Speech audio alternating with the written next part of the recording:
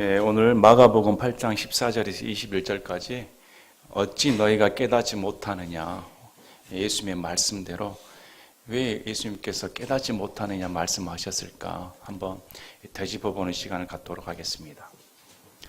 저도 아비가 되어가지고 자녀들을 키우다 보니까 자녀들이 말을 한 대로 좀 따랐으면 좋을 텐데 왜 깨닫지 못할까 속에서 화병 생길 날도 있었습니다. 여러분도 자식 키우다 보면 그런 마음 들 때가 있을 겁니다. 좀 말대로 잘 했으면 따랐으면 하는데, 오늘 성경을 보면 우리 예수님께서 제자들을 가르치는데 이 제자들도 예수님의 만약에 우리가 스승이었다면 우라통이 치밀어올 정도로 그만큼 기적을 보여주고 그만큼 가르쳤으면 이제 알만할 때가 됐을 텐데 여전히 딴소리를 하는 제자들을 보게 됩니다. 이 제자들의 모습을 통해서 우리가 위로를 받는 겁니다. 3년 반 동안이나 예수님을 따라가면서 예수님의 모든 행적을 지켜본 그 제자들도 예수님의 가르침에 순종하지 않았습니다. 깨닫는 게 너무 둔했다는 겁니다. 여전히 마음이 완악한 상태였습니다. 구원받았음에도 마찬가지로 우리도 신앙생활을 하고 예수님을 따라간다고 하는데 제자들보다 나을 바가 하나도 없다는 겁니다. 여전히 우리 모습 속에서도 깨닫는 것이 둔하고 예수님을 알아가는데도 여전히 완악한 마음입니다. 그렇게 지적을 받습니다. 성경에서 오늘 말씀에서도 왜 깨닫지 못하느냐 이렇게 예수님께서 사랑의 음성으로 책망해 주시는 겁니다. 책망의 음성을 듣는 것은 그만큼 예수님께서 우리를 사랑하신다는 증거입니다. 제자들을 사랑하시기 때문에 깨우쳐 주기 위해 하시는 말씀입니다. 관심 있는 사람이 쓴소리를 하게 됩니다. 관심이 없으면 내버려 두는 겁니다. 우리 예수님께서는 제자들을 이렇게 훈련시키시면서 이끌어 가십니다. 마가복음 말씀을 통해서 우리가 참 마음의 위로가 되는 것은 이런 제자들을 부르시고 반드시 예수님께서 너희를 사람들을 낚는 어부가 되게 해주겠다. 예수님의 계획 가운데 들어온 겁니다. 제자들의 계획 속에서는 자신들의 인생이 사람들을 낚는 어부가 되겠다는 인생은 없었습니다. 계획한 적이 없었지만 예수님께서는 부르실 때 이미 제자들을 어떤 계획으로 쓰임받게 할까, 이 제자들의 모든 형편을 다 아신 분이십니다. 그래서 참으시고 또 참으셔서 가르치는 과정이 잘 기록되어 있습니다. 본문 구절은 마태복음 16장 말씀과 병행 구절이 되는데, 마태복음은 저자 마태가 어떤 의도로 썼는가 관점에 따라 다릅니다. 그래서 이 마가복음에서는 주 관점이 왜 깨닫지 못하느냐 여기에 관점을 두고, 동일한 사건을 다룬 마태복음 16장에서는 깨닫지 못하느냐의 말씀보다는 바리새인과 사두개인들의 교리의 누룩을 주의하라, 교리의 누룩에 관점을 둡니다. 그래서 동일한 사건을 복음서 기자가 적는데 이런 걸 비교해 보면 좀 흥미로울 때가 있습니다. 이 지금 마가복음은 이방인을 상대로 쓴 편지이기 때문에 이방인들은 유대인의 교리보다는 듣는 것이 둔하고 깨닫는 것이 둔하다는 거기에 관점을 두고 마가복음을 이 저자 마가가 쓰고 있는 관점입니다. 그러니까 약간의 차이점이 있습니다. 오늘 말씀을 통해서 한번 비교해 가면서 우리의 마음은, 만약에 우리가 예수님께서 기적을 베푸는 것, 죽은 자가 살아나는 것, 빵이 부풀어 나오는 놀라운 기적을 체험하는 것, 이런 것을 체험했다면 우리는 달랐을까? 우리는 과연 예수님께서 하신 말씀을 쏙쏙 귀에 담아서 그대로 다 이해할 수 있는 그런 마음이었을까? 한번 생각해 보는 시간이 되셨으면 합니다. 마가복음 8장 14절에 이제 제자들이 빵 가져오는 것을 잊었으므로 배에는 그들에게 빵이 한 개밖에 없더라. 이제 배를 타고 떠나게 되었는데 제자들이 가져온 빵이 한 개밖에 없었다는 겁니다. 12명, 예수님 포함해서 13명이라면, 적어도 13명이라면 빵 한 개 가지고 13명이 먹기에는 턱없이 부족한 숫자였습니다. 그래서 이걸 잊어먹고 빵을 잘 챙겨오지 못했다, 충분히 챙겨오지 못했다는 것을 사건의 발단으로 지금 기록해 놓았습니다. 그분께서 그들에게 명하여 이르시되 바리새인들의 누룩과 헤롯의 누룩을 주의하고 조심하라 하시니, 우리 예수님께서 제자들에게 바리새인들의 누룩과 헤롯의 누룩을 주의한다 이렇게 말씀했습니다. 그랬더니 16절에 그들이 자기들끼리 의논하여 이르되 이는 우리에게 빵이 없기 때문이라.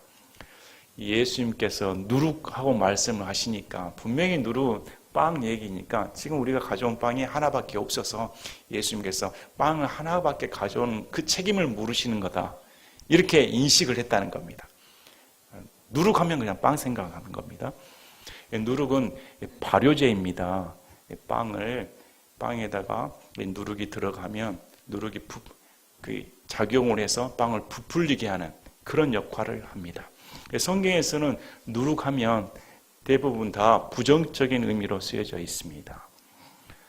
근데 이제 제자들은 예수님께서 빵에 관련된 누룩 얘기를 하는 줄 알고 지금 서로 의논해서 하기 시작했습니다. 뭘 의논했을까요? 아마 왜 빵을 한 개밖에 안 가져왔어? 빵의 책임자가 누구야? 그때 내가 챙기라고 했었지 하면서 서로 의논하고 다투었다는 겁니다. 이렇게 인식을 한 겁니다. 여기서 보니까 마가복음에서는 바리새인들의 누룩과 헤롯의 누룩을 주의하라 이렇게 적혀져 있고, 마태복음에서는 헤롯의 누룩 대신에 사두개인들의 누룩을 조심하라 이렇게 나와 있습니다. 그래서 마태복음은 바리새인들과 사두개인들의 누룩을 조심하라 이렇게 나왔고, 마가복음에서는 사두개인들 대신에 헤롯의 누룩을 조심해라 이렇게 나와 있습니다. 여기서 이제 과연 그러면 바리새인의 누룩이 무엇이고 사두개인들의 누룩이 무엇이며 헤롯의 누룩이 무엇일까 생각을 해보셔야 됩니다. 물론 여기서 말하는 누룩은 빵하고 상관이 없는 겁니다. 먼저 바리새인들의 누룩, 그리고 여기 나오는 헤롯의 누룩, 성경을 볼 때는 항상 문맥을 살펴봐야 됩니다. 왜 마가가 적으면서 지금 이 구절에 바리새인들의 누룩과 헤롯의 누룩을 주의하라고 썼을까? 그 앞에 전에 무슨 말씀을 증거했습니까? 표적을 구해서는 안 된다 이렇게 나왔습니다. 바리새인들은 표적을 구했습니다. 헤롯도 표적을 구합니다. 헤롯이 우리 마가복음 6장에 보면 예수님께서 기적을 행하니까 침례자 요한이 되살아나서 기적을 행했다 이렇게 생각을 했습니다. 생각을 했으면 과연 예수님의 기적을 들었다면 예수님께 나와 말씀을 들었어야 될 텐데 그냥 무시해 버렸다는 겁니다. 우리 누가복음 23장 8절, 9절, 10절, 11절에 예수님께서 고난을 받으실 때, 신문을 받으실 때 23장 8절에 이렇게 나옵니다. 헤롯이 예수님을 보고 크게 반가워하니 이는 그가 그분에 대해 많은 것을 들었으므로 오랫동안 그분을 보기를 원하였고 또 그분께서 행하시는 어떤 기적을 보려고 바랐기 때문이더라. 예수님을 바라는 것이 기적을 보려고 바랬다. 근데 예수님께서 잡혀오시고 전혀 기적을 행하지 않으시니까 오히려 조롱해버린 겁니다. 11절에 헤롯이 자기 군사들과 함께 그분을 무시하며 조롱하고 그분께 화려한 긴 옷을 차려입히고 그분을 빌라도에게 도로 보내니라. 그래서 마가복음에서 지금 이 누룩 얘기를 할 때는 이 사람들이 표적을 구하고 대신에 신앙을 구하지 않았다는 겁니다. 표적만을 구하는 누룩은 해서는 안 된다. 이렇게 예수님께서 말씀하신 겁니다. 구체적으로 이 바리새인들의 누룩을 우리 이 성경에서는 외식의 누룩이다 이렇게 나옵니다. 누가복음 12장 1절에 무수한 사람들이 예수님을 따르는데 예수님께서 이렇게 말씀합니다. 너희는 바리새인들의 누룩 곧 위선을 조심하라. 바리새인들의 누룩하면 대표적인 것이 위선입니다. 그래서 위선자로 불립니다. 덮어둔 것 중에서 드러나지 아니할 것이 없고 숨겨둔 것 중에서 알려지지 아니할 것이 없나니 그러므로 무엇이든지 너희가 어둠 속에서 말한 것이 빛 가운데서 들리고 너희가 골방에서 귀에 대고 말한 것이 지붕 위에서 공표되리라. 바리새인들은 회칠한 무덤처럼 자신의 속마음을 감추면 아무도 모를 줄 알았습니다. 그래서 겉으로 드러나는 율법적인 행위를 하면 사람들에게 인정받을 줄로 알았는데 우리 예수님께서 그의 속마음까지 들춰낼 날이 온다는 겁니다. 그때는 어떠하겠습니까? 감출 수가 없다는 겁니다. 그래서 바리새인들의 이 위선적인 겉모습으로 속을 가리려는 그런 행위를 피하라는 겁니다. 해서는 안 된다. 바리새인은 원래 구별된 자라는 뜻입니다. 구별되어서 세상과 타협하지 않고 자신의 몸을 정결하게 하나님께 드린다는 거룩한 마음을 가지려는 좋은 출발점으로 시작을 했었습니다. 그런데 이게 사람이 만든 전통과 하나님의 명령과 혼합하여서 사람의 전통을 더 우선시함에 따라 형식주의로 빠져버린 겁니다. 그래서 우리 예수님께서 안식일날 손이 오그라든 자를 고치시는데 안식일에 고치신 것이 맞는가 안 맞는가 의논한다는 겁니다. 고쳐서는 안 된다. 그래서 우리 예수님이 사람이 먼저인가 아니면 안식일을 지키는 것이 먼저인가? 안식일은 사람을 위해 존재한다. 사람을 살리는 것이 맞다는 겁니다. 그러나 바리새인들은 사람을 살리는 거 관심 없습니다. 형식적으로 내가 오늘 안식일을 지키면 떳떳하다는 겁니다.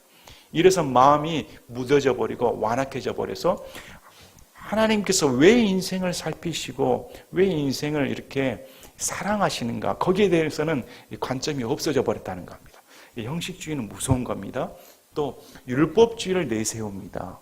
율법주의를 내세워서 자신이 거룩하기 때문에 자신의 이런 행동을 통해서 구원받았다고 선택된 민족이었다고 착각했던 겁니다. 그래서 이런 자들을 마태복음 3장에서 요한이 이렇게 말합니다. 침례자 요한이 많은 바리새인들과 사두개인들이 너에게 자기에게 침례를 받으러 오는 것을 보고 그들에게 이르되 오 독사들의 세대야. 독사 자식들이란 말입니다. 누가 너에게 경고하여 다가오는 진노를 피하게 하더냐? 그러므로 회개에 합당한 열매를 맺으라. 예수님을 믿었다면 하나님을 알았다면 회개에 합당한 열매를 맺어야 되는 겁니다. 구원받은 사람은 구원받은 사람으로서 회개에 합당한 열매를 맺어야 되는 겁니다. 그래서 이 위선 여기에 대해서 하나님께서 책망을 하시는 겁니다. 또 헤롯의 누룩 마찬가지입니다. 헤롯도 표적을 구했지만 예수님의 본체인 신앙을 갖고자 하는 마음은 추호도 관심이 없었다는 겁니다. 또 하나는 헤롯은 로마인과 결탁을 하여서 자신의 세력을 확고하고자 했습니다. 자신의 왕의 지위가 예수님이라는 존재 때문에 위태로움 받는 것을 허락하지 않았다는 겁니다. 원래는 빌라도하고 원수 사이였는데 같은 목적으로 모여서 분란을 예수님이 일으킨다면 로마 왕으로부터 황제로부터 미움을 받을 것이 뻔하기 때문에 그 자리에 그냥 싹을 잘라야겠다. 그래서 빌라도가 결탁을 하여 죽인 겁니다.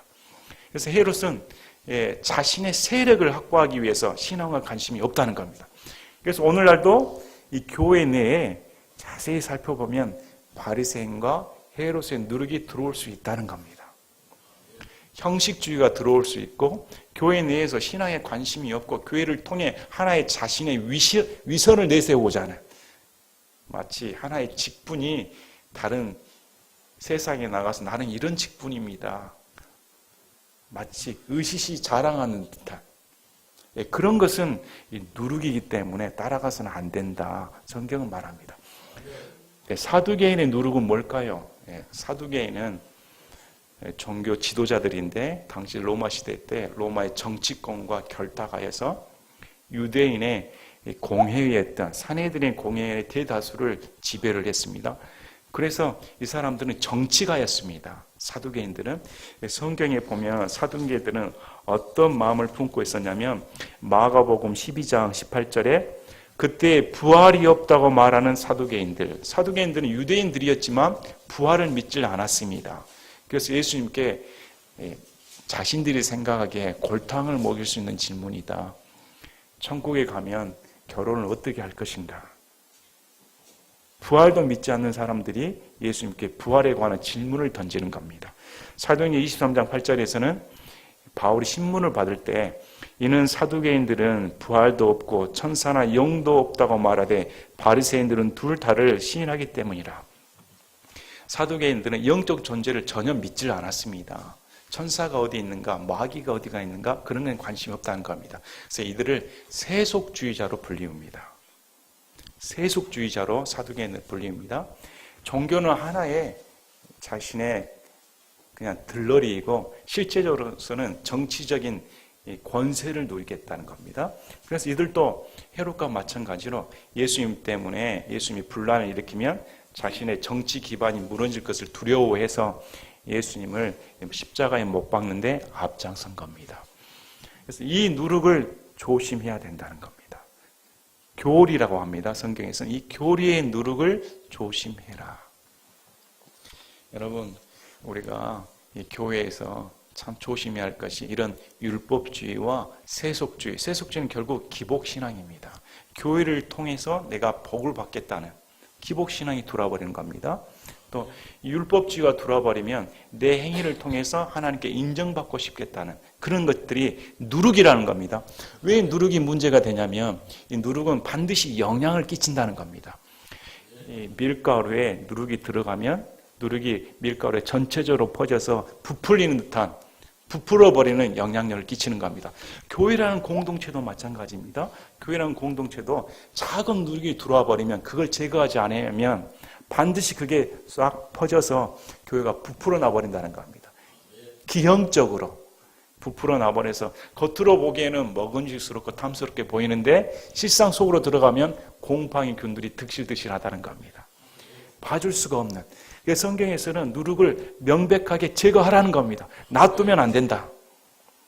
자, 우리 성경에 말하는 누룩에 관해서 고린도전서 같이 살펴보겠습니다. 고린도전서 5장 보시겠습니다.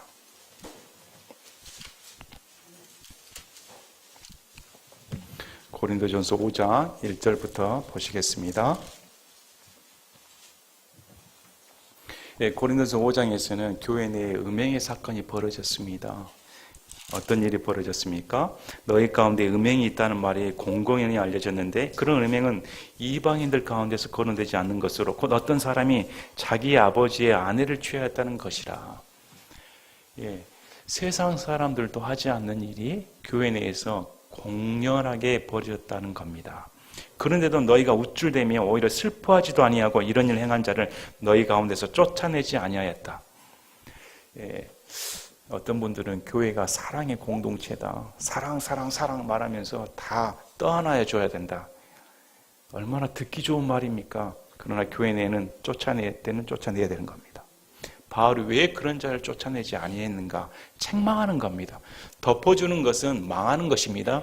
오늘날 무슨 평화, 사랑, 대화하자 다 망하는 겁니다. 교회 내에서 분명한 것은 누룩이 존재해서는 안 된다는 겁니다. 그러나 이 음행의 누룩이 존재해서 사람들 가운데 괜찮다는 겁니다. 오히려 들어오면 어떻게 말을 합니까? 슬퍼해야 된다는 겁니다. 교회 공동체가 슬퍼하고 탄식하며 어떻게 이런 엄청난 죄악이 세상 가운데서 벌어지지 않는 죄악이 교회 내에서 벌어질 수가 있는가? 슬퍼해야 할 텐데 슬퍼함 대신에 우쭐해서 자랑했다는 겁니다. 괜찮다. 뭐 한 번 구원받았으니까 나하고 상관이 없다. 이런 식으로 하는 겁니까? 뭐라고 나옵니까? 쫓아내지 아니했다. 이렇게 말합니다. 그래서 자 6절에 보시길 바랍니다. 6절에 너희가 자랑하는 것이 선하지 아니하도다. 적은 누룩이 온 덩어리를 뜨게 함을 너희가 알지 못하느냐. 이런 사건들이 전체 교회를 망하게 한다는 겁니다. 그러므로 너희는 누룩 없는 자들인즉 새 덩어리가 되기 위하여 묵은 누룩을 제거하라. 우리의 유월절 어린 양 곧 그리스도께서 우리를 위하여 희생물이 되셨느니라. 자 8절에 그러므로 우리가 그 명제를 지키되 묵은 누룩으로도 하지 말고 악의와 사악함의 누구로도 말며 오직 순수함과 진실함에 누룩 없는 빵으로 하자. 누룩이 있어서는 안 된다는 겁니다. 그래서 이런 악의적이고 사악한 누룩은 제거해라. 출애굽기 12장 15절 말씀을 보면 6월절 날 우리 예수님 하나님께서 출애굽하는 이스라엘 백성들에게 명령을 내립니다. 6월절 그 다음 무교절이 진행이 되는데 이 날에는 너희 지방 가운데 누룩을 다 제거하라는 겁니다. 제거하지 않는 사람은 이스라엘에서 그 혼이 끊어진다. 이렇게 무서운 명령의 말씀을 주시는 겁니다. 여기서 동일한 말씀을 사용한 겁니다. 우리가 구원받았더라면 구원받은 공동체라면 이런 악한 것이 들어오는 것을 용납해서는 안 된다는 겁니다. 그래서 교회는 거룩한 공동체인 겁니다. 신실한 공동체인 겁니다. 순수해야 되는 겁니다.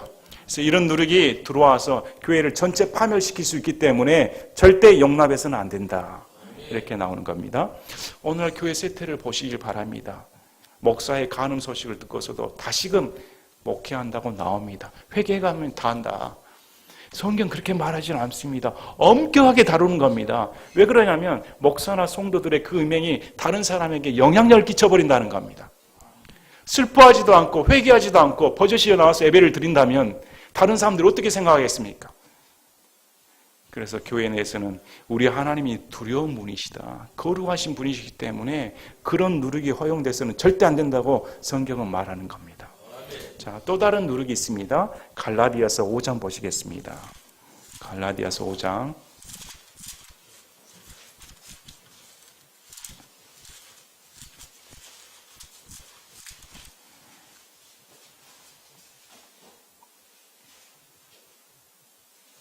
자, 갈라디아서 5장 6절부터 보겠습니다. 갈라디아서 5장 6절에 예수 그리스도 안에서는 할례나 무할례나 아무 효력이 없을 때 오직 사랑으로 일하는 믿음뿐이니라. 너희가 잘 달렸는데 누가 너희를 막아 너희가 진리에 순종하지 못하게 하더냐. 이렇게 설득하는 것은 너희를 부르시는 분에게서 나지 아니하느니라.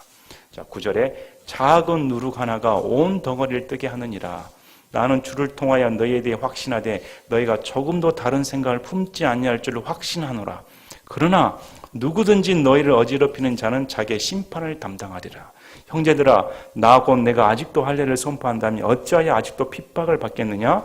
그리하였더라면 십자가에 실족하게 하는 것이 그쳤으리라. 나는 너희를 어지럽히는 자들이 아예 잘려나가기를 원하노라. 여러분, 이런 말씀을 들으면 두렵지 않습니까? 지금 바울은 하나님의 교회에서 잘려나가기를 원한다는 겁니다. 누구를 가리켜서 하는 말이냐면 율법을 두려운 사람들. 교회 내에 할례를 행하야만이 구원을 받는다. 이런 사상을 교회 내에 들어와버리면 사도 바울은 그렇게 가르치는 자들이 교회 공동체로부터 잘려나가기를 원한다. 자, 참 두려운 말씀입니다. 할례나 무할례나 상관이 없다는 겁니다. 십자가의 복음은 사람들에게 거치는 돌이 되는 겁니다. 어떤 사람들은 쉽게 받아들이지만 어떤 사람들, 자신이 율법으로 의롭게 되고자 하는 그런 사람들에게는 거치는 돌이 되는 겁니다. 원래 복음이 그런 겁니다. 예수 그리스도의 복음은 모든 사람에게 평안을 가져다 주는 복음이 아닌 겁니다. 어떤 사람들에게 분열을 가져다 줍니다. 어떤 사람들에게 복종을 요구하는 겁니다. 어떤 사람들에게 자기를 버리도록 요구하는 겁니다.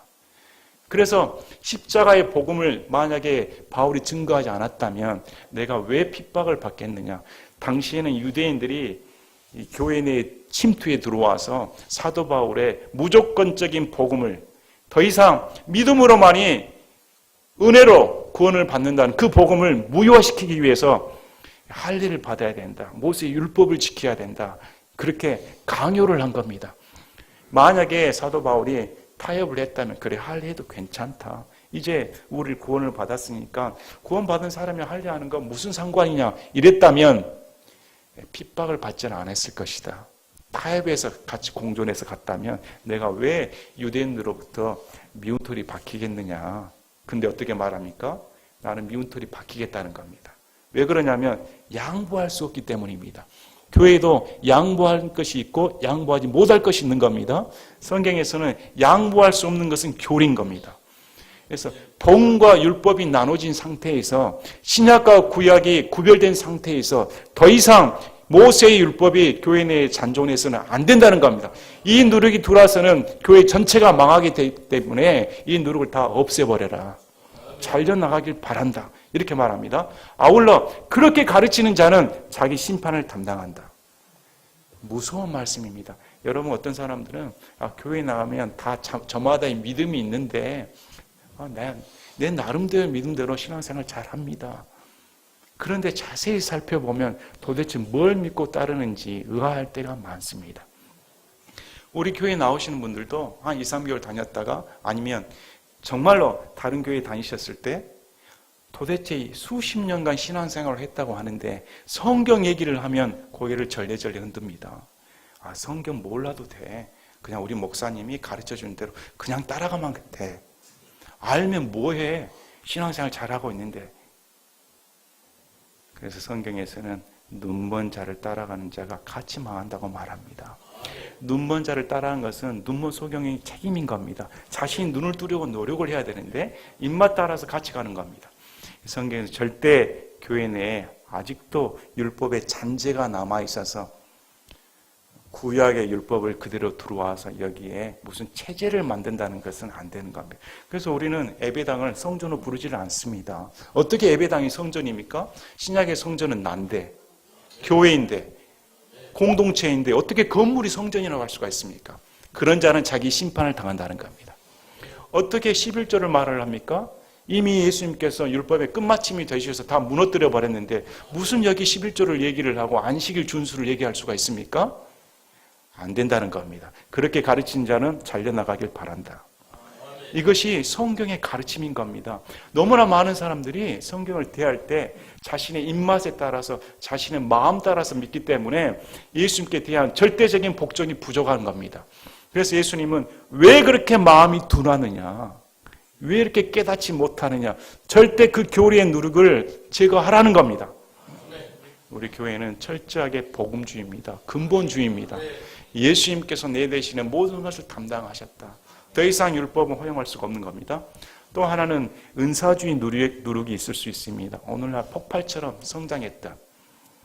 1990년대 초반에 성령의 역사라고 해서 방언을 말하고 뒤로 까봐지고 병고침에 기적이 일어난다고 해서 얼마나 많은 사람들이 때로 몰립니까? 저는 이런 걸 보면 천주교도 생각이 납니다.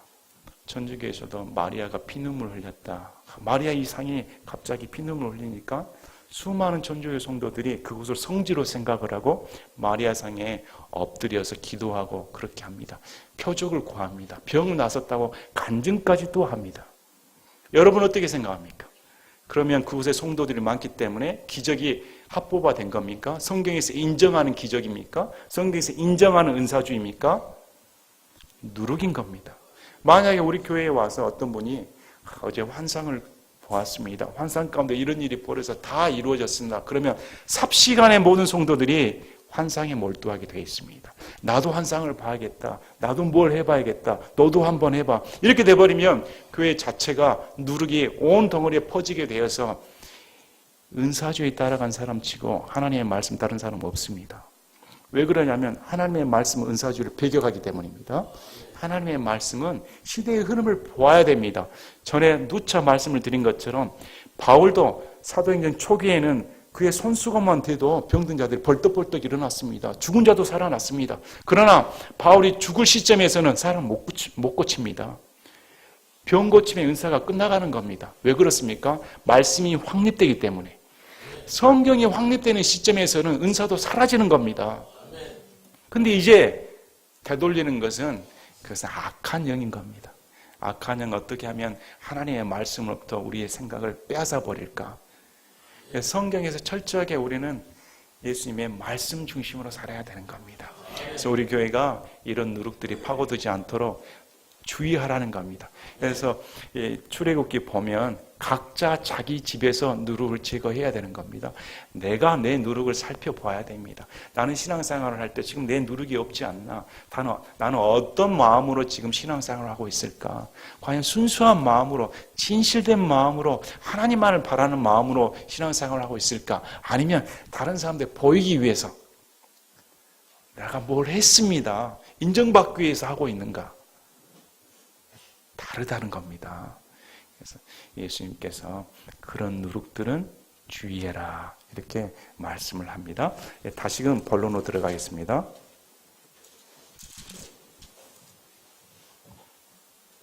자, 마가복음 8장 17절에 예수님께서 그것을 아시고 그들에게 이르시되 너희가 어찌하여 빵이 없음으로 의논하느냐. 자, 너희가 아직도 알지 못하며 깨닫지 못하느냐? 너희 마음이 아직도 굳어 있느냐? 18절은 마태복음과 동일한 사건을 다루는데 마가복음만 여기에 기록되어 있습니다. 너희가 눈이 있어도 보지 못하느냐? 귀가 있어도 듣지 못하느냐? 또 기억하지 못하느냐? 얼마나 책망스러운 말씀입니까? 저 눈이 있습니다. 저 귀가 있습니다. 근데 예수님께서는 내 눈이 있고 내 귀가 있는데 보지도 못하고 듣지도 못한다고 말씀을 하시는 겁니다. 도대체 얼마큼 기다려야 하실까? 이렇게 말씀을 하시는 겁니다. 마가복음 3장에서도 우리 예수님께서 동일하게 말씀합니다. 또 무리를 걸어오실 때도 왜 제자들이 무서워했습니다. 믿음이 적은 자들아 왜 무서워하느냐. 마가복음 7장에서도 비유의적인 말씀을 들으시면서도 이렇게 말씀을 합니다. 마가복음 우리 7장을 보면 바리새인들의 전통에 대해서 말씀을 하시면서도 왜 예수님께서 말씀하시는 것을 그렇게 이해하지 못하느냐. 18절 그분께서 그들에게 이르시되 너희도 그렇게 깨닫지 못하느냐. 무엇이든지 밖에서 사람 속으로 들어가는 것이 능히 사람을 더럽게 하지 못하는 줄을 너희가 알지 못하느냐. 태생적으로 우리는 잘 깨닫지 못합니다. 태생적으로 우리는 깨닫는 것이 둔한 존재입니다. 그래서 예수님의 말씀에 더 귀를 기울이고 예수님께서 어떤 의도로 말씀하시는가 잘 살펴봐야 되는 겁니다. 자, 보시면 이 말씀은 이사야 예언자 6장 말씀을 우리 예수님께서 사용하신 말씀입니다. 이사야 예언자가 6장에서 하나님의 영광을 보았을 때 우리 하나님께서 누가 우리를 대신해서 갈 것인가. 이사야 예언자가 제가 여기 있습니다. 이렇게 말합니다. 그럴 때 우리 하나님께서 이렇게 말씀을 합니다. 우리 이사야 6장 그분께서 이르시되 가서 이 백성의 말하기를 참으로 너희가 듣되 깨닫지 못하고 참으로 너희가 보되 알지 못하느니라 하며 이 백성의 마음을 우둔하게 하고 그들의 귀를 둔하게 하며 그들의 눈을 닫을지니 이것은 그들이 눈으로 보고 귀로 듣고 마음으로 깨달아 회심하여 고침을 받지 못하게 하려 함이라 하시기에 누가 우리를 대신해서 갈까 했더니 대언자가 나를 보내주시길 바랍니다. 그래서 이 백성에 가는데 이 백성은 눈이 있어도 보지 못하고 귀가 있어도 듣지 못한다. 너가 가서 귀머거리가 되게 하고 벙어리가 되게 하고 눈먼 자가 되게 하라는 겁니다. 이 말 뜻은 무슨 말이냐면 실제로 가서 하나님께서 소경되게 해버리고 귀를 막아버리는 이런 뜻이 아닙니다. 무슨 말씀이냐면 이 바리새인과 유대인들은 자신들이 똑바로 본다고 생각했습니다. 잘 예수님을 믿는다고 생각했습니다. 잘 하나님을 따른다고 착각한 사람들이었습니다. 하나님의 말씀을 잘 듣는다고 착각한 자들이었습니다. 그러나 하나님께 보셨을 때는 진짜 소경이고 진짜 기먹은 자가 바리새인 유대인들이다. 이것을 가서 입증시키라는 겁니다. 그래서 이사야 예언자가 말을 했을 때 받아들이지 않음으로 말미암아 실제로 유대인들은 내가 귀머거리입니다. 내가 눈먼 자입니다. 확증시켰다는 겁니다. 오늘 말씀을 통해서 보면 얼마만큼 이 이사야 예언자를 통해서 받았던 그 유대인들이나 지금 이 제자들이나 똑같은 상황에 처해져 있는 겁니다. 또 우리도 마찬가지입니다. 우리도 제자들처럼 여전히 예수님을 믿는다고 하는데 여전히 내 눈은 멀어 있고 내 귀는 막혀 있다는 겁니다. 그래서 내가 빵 5개를 5,000명 가운데서 떼어줄 때 너희가 조각을 가득히 담아 몇 바구니나 거두었느냐 하시니 그들이 그분께 이르되 12바구니이다 하매 우리 예수님은 참 말씀을 제자들이 하실 때 어떻게 이렇게 사랑스럽게 말씀을 하실까. 말씀 한 구절을 보면 예수님의 인격이 드러날 때 참 놀라울 때가 있습니다. 우리 예수님께서는 제자들의 마음을 완악한 마음을 돌리시기 위해 과거의 회상을 회복시켜 주는 겁니다.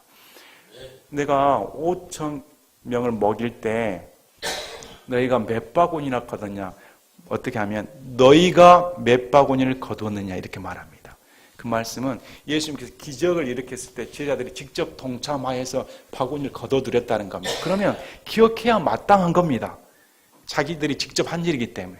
또 그 일뿐만 아니라 7개를 4,000명 가운데서 떼어줄 때 너희가 조각을 가득히 담아 몇 바구니나 거두었느냐?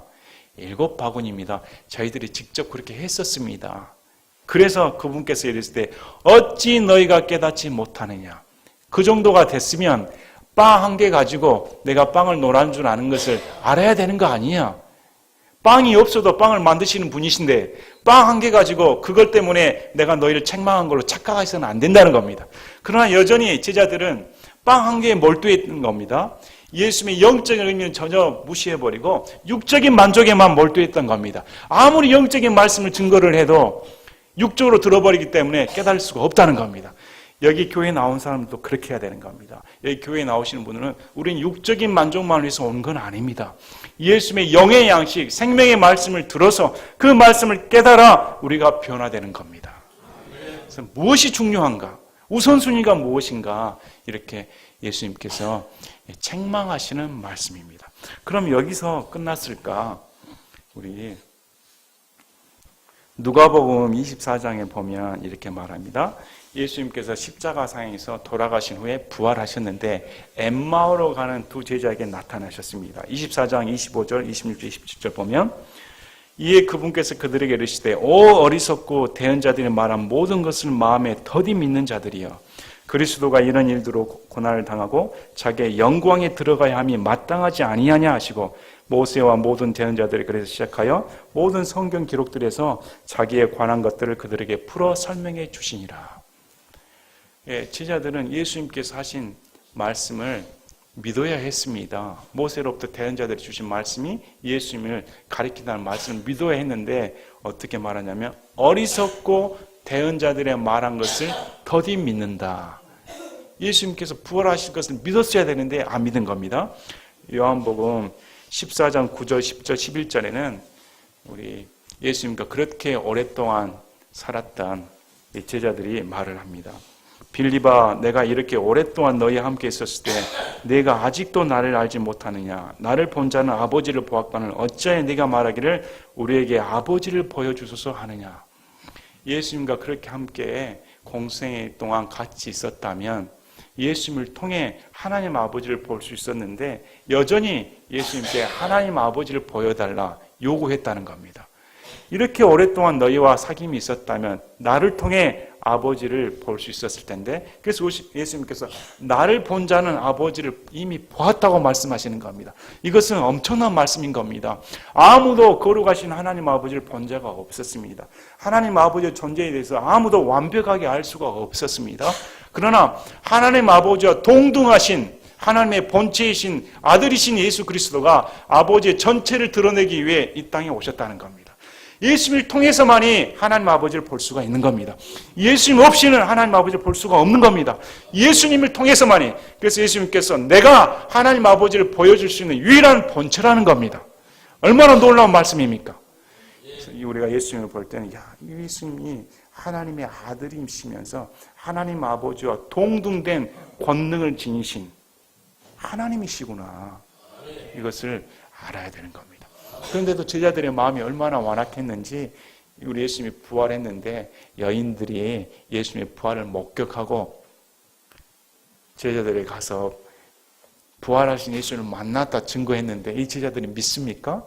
안 믿습니다. 무슨 헛소리야. 우리 믿을 수 없어.